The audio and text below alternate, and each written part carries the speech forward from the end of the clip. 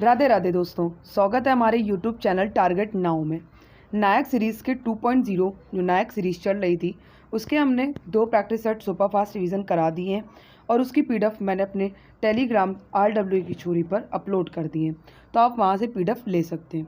चलिए तो अपनी क्लास को स्टार्ट करते हैं। और पहला क्वेश्चन क्या कह रहा है, मोहिनी अट्टम। मोहिनी अट्टम जो कि किस राज्य में ये किस राज्य का शास्त्रीय नृत्य है, तो ये केरल राज्य का है। किस राज्य का है, केरल राज्य का। इसमें कौन सा वाद्य यंत्र यूज होते हैं, तो मृदंगम, बांसुरी, वीणा और इदिक्का होता है। कौन सा, इदिक्का होता है। और इसमें कौन सी कहते हैं साड़ी पहनी जाती है, तो कसाबू साड़ी। कौन सी साड़ी पहनी जाती है, तो कसाबू साड़ी। भाषा कौन सी यूज होती है, तो मणि प्रबलम होती है। कौन सी भाषा यूज होती है, तो मणि प्रबलम होती है। पुस्तक कौन सी है, तो मणि कहते हैं मोहिनी अट्टम की व्यवहार माला है। और इसका जिक्र किस में किया गया है, तो नाट्य शास्त्र में किया गया है। जो किसने लिखी है, भरत मुनि ने लिखा है। किसने लिखा है, भरत मुनि ने लिखा है। और ये लास्य शैली में है। और इसमें सिर्फ एकल महिला नृत्य करती है। और जो मोहिनी है, मोहिनी का मतलब क्या होता है, सुंदर स्त्री होता है। और अट्टम का मतलब क्या होता है, नृत्य होता है, नृत्य होता है। तो ये भगवान विष्णु का स्त्री रूप है मोहिनी अट्टम। और जादूगरनी का नृत्य भी किसे कहते हैं, तो मोहिनी अट्टम को कहते हैं। चमेली के फूल का इस्तेमाल किस में होता है, तो मोहिनी अट्टम में होता है। मोहिनी अट्टम में मास्टर डिग्री किसने हासिल करी, तो डॉक्टर सुनंदा नायर ने। और मोहिनी अट्टम की जननी किसे कहते हैं, तो के कल्याणी कुट्टी अम्मा को कहते हैं। ऐसे ही पल्लवी कृष्णन का संबंध भी मोहिनी अट्टम से है, जिन्हें संगीत नाटक एकेडमी अवार्ड 2023 मिला है। और अक्षरा एम दास का संबंध भी मोहिनी अट्टम से है, जिन्हें बिस्मिल्लाह खान युवा अवार्ड 2022 मिला है। और मोहिनी अट्टम के कितने रूप होते हैं, तो इनके 3 रूप होते हैं। कितने रूप होते हैं, 3 रूप होते हैं। नेक्स्ट है क्वेश्चन नंबर 2। क्वेश्चन नंबर 2 क्या है कि यूनेस्को का हेडक्वार्टर कहाँ पे है, तो यूनेस्को का हेडक्वार्टर पेरिस में। यूनेस्को की फुल फॉर्म क्या है, तो इसकी फुल फॉर्म है united nation educational and scientific cultural organisation. इसकी स्थापना कब हुई थी, तो 16 नवंबर 1945 को। इंडिया कब इसमें ऐड हुआ, तो 1946 में हुआ। सबसे ज़्यादा स्थल पूरे विश्व में कौन से देश में है, तो इटली में। इटली में कितने स्थल शामिल हैं, तो 60 स्थल हैं। और भारत के वर्ल्ड हेरिटेज साइट कितनी है, तो 43 साइट है, जिसमें 35 जो साइट है वो सांस्कृतिक है, 7 नेचुरल है और 1 प्राकृतिक है। जो प्राकृतिक है वो कंचनजंगा है। और कंचनजंगा किस राज्य में है, तो सिक्किम राज्य में। और ये 2016 में शामिल किया गया था। अब आते हैं कि भारत की पहली साइट कौन सी है, तो भारत की पहली साइट शामिल हुई थी आगरा का किला, जो कि 1983 में। ऐसे ही ताजमहल जो कि 1983 में भी ये भी शामिल हुआ था। एलोरा की गुफा ये भी 1983 में ही शामिल हुई थी। और अजंता की गुफा भी 1983 में शामिल हुआ था। नेक्स्ट है कि क्या कहते हैं, काजीरंगा कब शामिल हुआ, तो 1985 में शामिल हुआ। सांची का स्तूप ये कब शामिल हुआ था, तो ये 1989 में शामिल हुआ था। 1989 में शामिल हुआ था। हम्पी 1986 में शामिल हुआ। हम्पी जो कि कर्नाटक राज्य में है। और ये किस नोट पे छपा हुआ है, तो ये 50 रुपये के नोट पर है। 50 रुपये के नोट पर। खजुराहो के मंदिर जो कि 1986 में शामिल हुए, मध्य प्रदेश में ये स्थित हैं और चंदेल शासकों ने इसे बनाया है। अब कुछ हेडक्वार्टर्स देख लेते हैं। जैसे एशियन डेवलपमेंट बैंक का हेडक्वार्टर कहाँ पे है, तो मनीला में। इंटरनेशनल लेबर ऑर्गेनाइजेशन का हेडक्वार्टर जिनेवा में। इंटरनेशनल मॉनेटरी फंड का जो हेडक्वार्टर है वो वाशिंगटन DC में है। SCO संघाई कॉरपोरेशन ऑर्गेनाइजेशन का हेडक्वार्टर बीजिंग में। कहाँ पे, बीजिंग में। यूनिसेफ का हेडक्वार्टर न्यूयॉर्क में। UNDP का कहते हैं हेडक्वार्टर कहाँ पे, तो ये भी न्यूयॉर्क में। एंड अनकटार्ड का और WHO का जो हेडक्वार्टर है वो कहाँ पे है, तो जिनेवा में। कहाँ पर है, जिनेवा पर। नेक्स्ट है क्वेश्चन नंबर 3 कि भारत का सर्वोच्च साहित्य अवार्ड कौन सा है, तो ये ज्ञानपीठ अवार्ड है, जो कि 1961 में स्थापित हुआ था, इस्टेब्लिश हुआ था। और पहली बार दिया गया था तो 1965 में दिया गया था। और जो पहली बार दिया गया था 1965 में, ये जी शंकर कुरूप को दिया गया था। कौन सी भाषा के लिए, तो मलयालम भाषा के लिए दिया गया था। इनकी रचना कौन सी थी, तो आडा कुजाई थी। कौन सी थी, आडा कुजाई थी। और पहली महिला कौन थी जिन्हें ज्ञानपीठ अवार्ड मिला, तो ये आशा पूर्णा जी थी। बांग्ला भाषा में मिला था, 1976 में मिला था। ऐसे ही हिंदी के लिए पहले व्यक्ति कौन थे, तो ये कौन थे, सुमित्रा नंदन पंत जी थे जिनको चिदम्बरा के लिए मिला। और पहली महिला कौन थी हिंदी में, तो ये महादेवी वर्मा जी थी जो कि 1982 में मिला था इनको यामा के लिए। नेक्स्ट है कि जो 59वां ज्ञानपीठ अवार्ड है 2025 में, ये कहते हैं किसे मिला था, तो ये विनोद कुमार जी को मिला था। किसे मिला था, विनोद कुमार जी को। ये 12वें लेखक हैं हिंदी भाषा के। और इसमें राशि कितनी मिलती है, तो 11 लाख मिलती है। और कितनी भाषा में दिया जाता है, जो 8 शेड्यूल्स हैं, 8 शेड्यूल में जो 22 भाषाएं हैं उन 22 भाषा में दिया जाता है। लेकिन एक अपवाद यहाँ पे हुआ कि 2018 में अपवाद हुआ कि अमिताभ घोष जी को इंग्लिश भाषा के लिए दिया गया। किस भाषा के लिए दिया गया था, इंग्लिश भाषा के लिए दिया गया था। नेक्स्ट है कि साहित्य अकेडमी अवार्ड कब इस्टेब्लिश हुआ, तो 1954 में हुआ। और दिया कब गया, तो 1955 में दिया गया। ऐसे ही व्यास सम्मान 1991 में। और कबीर अवार्ड जो कि एमपी सरकार देती है, मध्य प्रदेश सरकार देती है, 1986-87 में इस्टेब्लिश हुआ। नेक्स्ट अब आते हैं क्वेश्चन नंबर 4। क्वेश्चन नंबर 4 क्या है कि भारत का पहला 14 लेन महामार्ग, जो 14 लेन महामार्ग या एक्सप्रेस वे कौन सा है, तो ये दिल्ली मेरठ एक्सप्रेस वे है। 2021 में ये स्टार्ट हुआ था एंड 96 किलोमीटर का है, 96 किलोमीटर का। ऐसे ही भारत में स्वर्णिम चतुर्भुज परियोजना ये कब स्टार्ट हुई थी, जो कि 1993 में स्टार्ट हुई थी। 2012 में ये पूर्ण हुई थी। 5846 किलोमीटर है और ये दिल्ली, मुंबई, चेन्नई और कोलकाता को जोड़ता है। नेक्स्ट है कि सर्वाधिक पक्की सड़क कहाँ पे है, तो महाराष्ट्र में। राष्ट्रीय राजमार्ग ये सबसे ज़्यादा कहाँ पे है, तो ये भी महाराष्ट्र में और 18,000 के करीब में, 18,000 के करीब में। नेक्स्ट है कि भारत की सबसे ऊंची सड़क ये कहाँ पे है, तो ये उमलिंग ला पास कहते हैं दर्रे के दर लद्दाख में।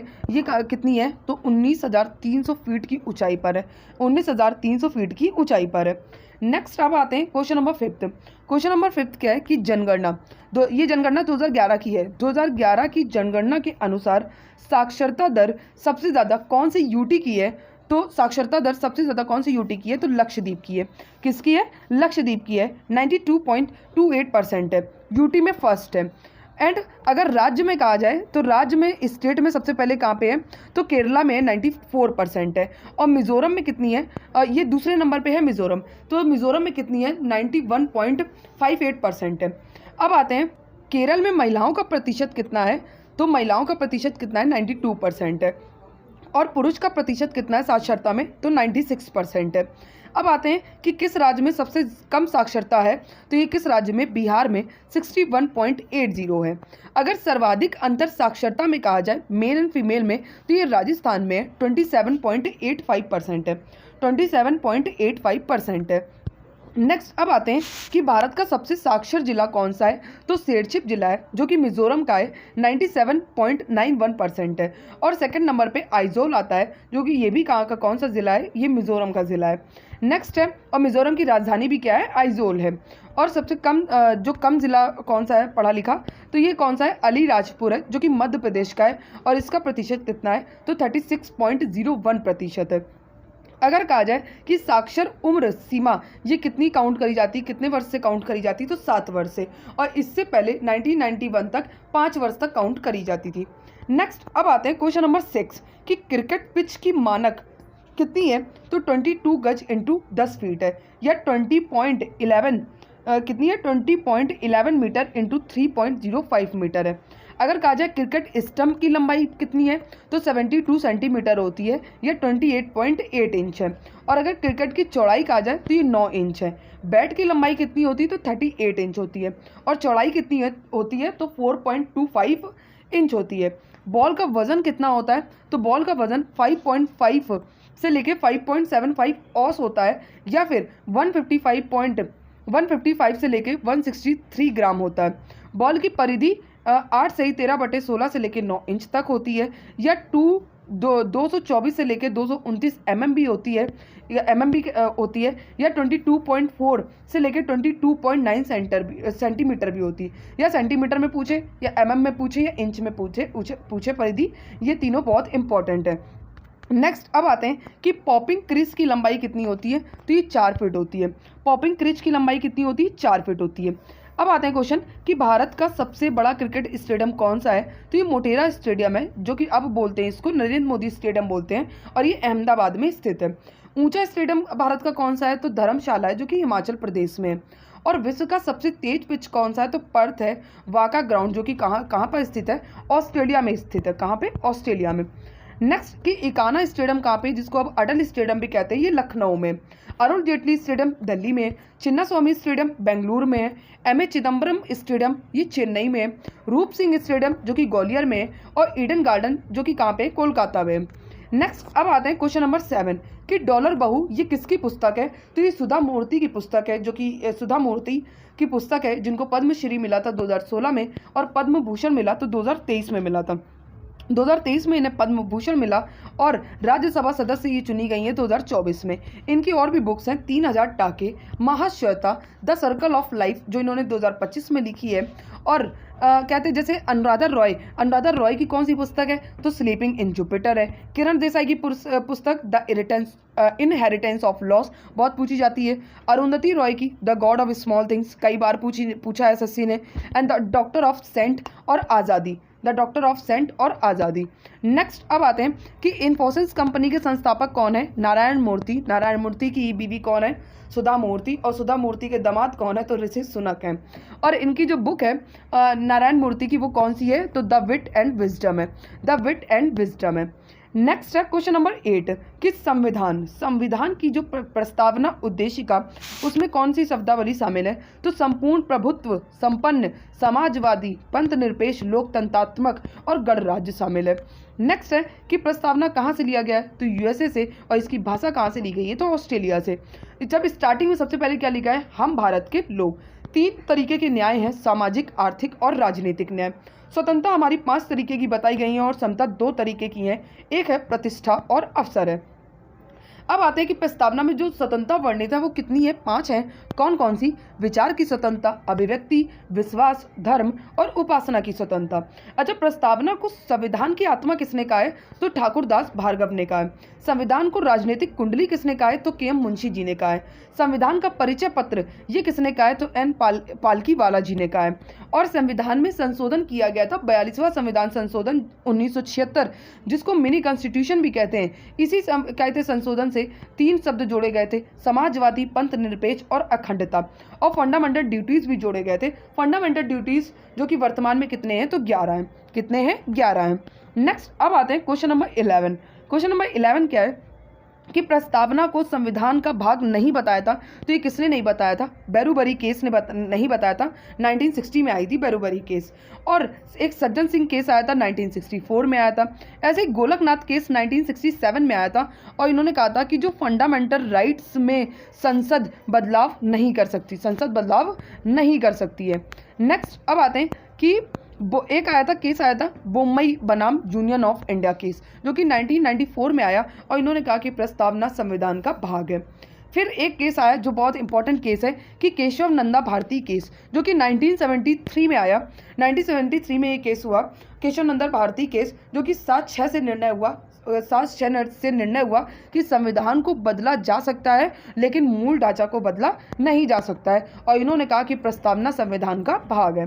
प्रस्तावना संविधान का भाग है।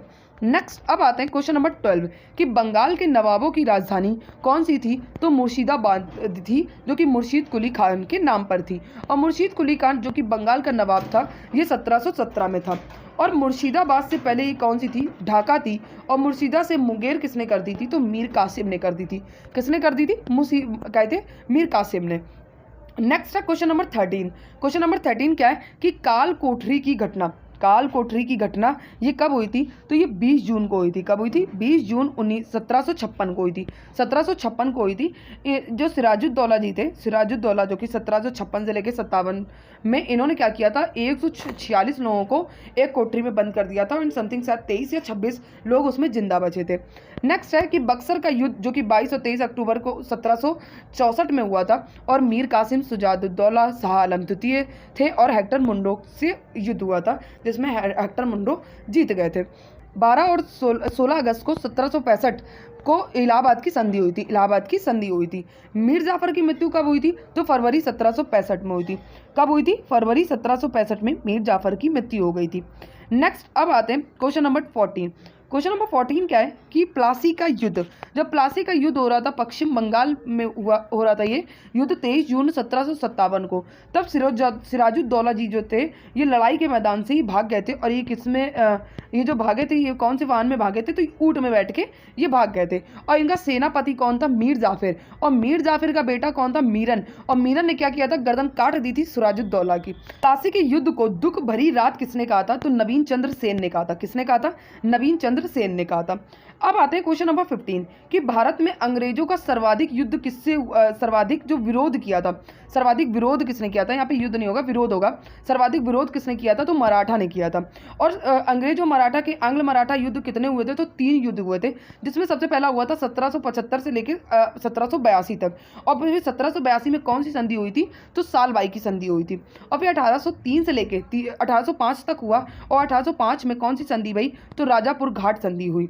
फिर 1817 से लेकर 1818 में कौन सी संधि हुई थी, तो मंदसौर की संधि हुई थी, जो उस समय मंदसौर की कहते संधि हुई थी। किसकी, मंदसौर की संधि, जो कि होलकर सम्राटों के साथ कहते हुई थी ईस्ट इंडिया कंपनी की।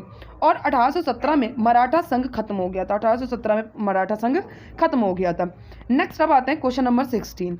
नेक्स्ट है क्वेश्चन नंबर 16 कि सर्वोच्च पर्वत शिखर, तो सबसे पहला पर्वत शिखर कौन सा भारत का जो सबसे सर्वोच्च है, तो ये केडू गॉडविन ऑस्टिन है, जिसकी लंबाई कितनी है, 8611 मीटर है।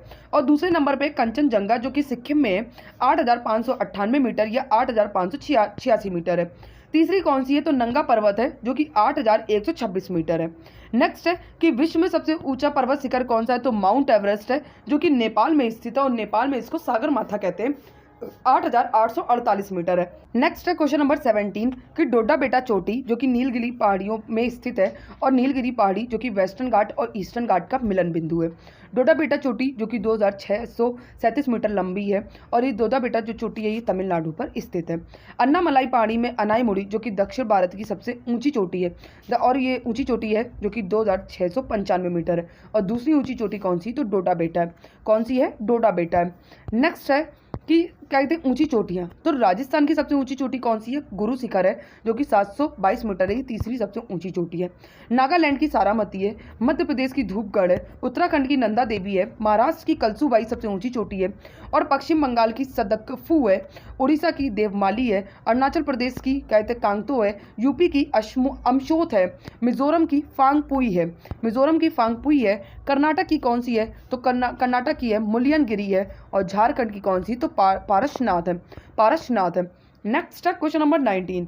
क्वेश्चन नंबर 19 क्या है कि पहाड़ियाँ, तो उड़ीसा में कौन सी पहाड़ी स्थित है, गड़जात पहाड़ी, गुजरात में मांडव पहाड़ी और राजपीपला पहाड़ी, आंध्र प्रदेश में कौन सी पहाड़ी स्थित है, तो नल्ला मलाई पहाड़ी स्थित है, तमिलनाडु में शिवराय पहाड़ी स्थित है, महादेव की पहाड़ी किस में स्थित है, मध्य प्रदेश में, राजमहल पहाड़ी किस में स्थित है, तो झारखंड में, रामगढ़ पहाड़ी किस में स्थित है, तो छत्तीसगढ़ में, और लुसाई पहाड़ी कहाँ स्थित है, तो मिजोरम में, अबोर और मिसमी और डफला पहाड़ी कहाँ स्थित है, तो अरुणाचल प्रदेश में, गारो खासी जयंतिया ये पहाड़ी कहाँ स्थित है, तो मेघालय में, बाबू बूदन की पहाड़ी कहाँ स्थित है, तो कर्नाटक में स्थित है।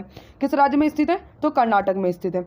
नेक्स्ट है क्वेश्चन नंबर 20। क्वेश्चन नंबर 20 क्या है कि सिडबी, जो इसका फुल फॉर्म क्या है, small industries development bank of India, small industry development bank of India, जिसकी स्थापना हुई थी 2 अप्रैल 1990 को हुई थी। इसका एक्ट कब आया था, तो 1989 में आया था। कब आया था एक्ट, तो 1989 में आया था। हेड क्वार्टर जो है कहाँ पे है, लखनऊ में। इसको रेगुलेट कौन करता है, तो ये आरबीआई के द्वारा इसे रेगुलेट किया जाता है। सिडबी का जो समाचार पत्र है वो कौन सा है, तो माइक्रो फाइनेंस पल्स है। और जो मुद्रा में योगदान कितना दिया था, तो इसने 100% योगदान दिया था। और गलत, सिडबी का जो कार्य होता है वो लघु स्तरीय उद्योगों को वित्त प्रदान करने हेतु ये सिडबी का काम होता है। अच्छा, मुद्रा योजना कब आई, तो 8 अप्रैल 2015 को आई। और मुद्रा का फुल फॉर्म क्या है, तो micro unit development refinance agency है। SIDBI foundation of micro credit ये कब आया, तो 1999 में स्थापित हुआ। नेक्स्ट है क्वेश्चन नंबर 21। क्वेश्चन नंबर 21 क्या है कि रीजनल रूरल बैंक का एक्ट कब आया था, तो 1976 में आया था। और इसकी स्थापना कब हुई थी, तो इसकी स्थापना हुई है 1975 में। और किस समिति की सिफारिश पर, तो ये क्या कहते हैं, नरसिम्हन समिति की सिफारिश पे हुई थी। और संरचना का सुझाव किसने दिया था, तो दांतेवाला समिति ने दिया था, 1977 में दिया था। पहला आरआरबी क्या कहते बैंक कौन सा बना था, तो ये प्रथमा बैंक बना था, जो कि ये कहाँ पे, मुरादाबाद में स्थित है, हमारे यूपी में। 2 अक्टूबर 1975 को ये कहते बना था। नेक्स्ट है कि अध्यादेश कब जारी हुआ था, आरआरबी का अध्यादेश कब जारी हुआ था, तो ये 1975 सितंबर 25 में कहते हैं अध्यादेश जारी हुआ था। नेशनल कमर्शियल बैंक के द्वारा इसको स्पॉन्सर्ड होता है और इसमें भागीदारी 50% सेंट्रल गवर्नमेंट की होती है, 35% बैंक की होती है और 15% स्टेट गवर्नमेंट की होती है। नेक्स्ट अब आते हैं क्वेश्चन नंबर 22 कि प्रथम भूमि विकास बैंक जो कि 1920 में स्थापना हुई थी और ये झांग जालंधर पंजाब में है, लेकिन इसने कार्य कब जो किया था वो चेन्नई में हुआ था, जब बनी थी तो चेन्नई में 1929 में किया था। नेक्स्ट है कि क्वेश्चन नंबर 23, क्वेश्चन नंबर 23 क्या है कि एग्जिम बैंक ऑफ इंडिया की स्थापना कब हुई, तो 1982 में हुई थी, 1 जनवरी 1982 को, जिसका हेडक्वार्टर मुंबई में और इसका फुल फॉर्म में एक्सपोर्ट इंपोर्ट बैंक है। और क्या कहते हैं पीएनबी की स्थापना कब हुई, तो 1894 में हुई। कौन सी एक्सिस बैंक, हाँ तो एक्सिस बैंक की स्थापना 1993 में हुई थी। एचडीएफसी की 1994 में हुई। आईसीआईसीआई बैंक की 1994 में हुई। और इडबी, जो इडबी और सिडबी सब बराबर ही हैं, तो इडबी की कब हुई थी, तो 1964 में हुई थी।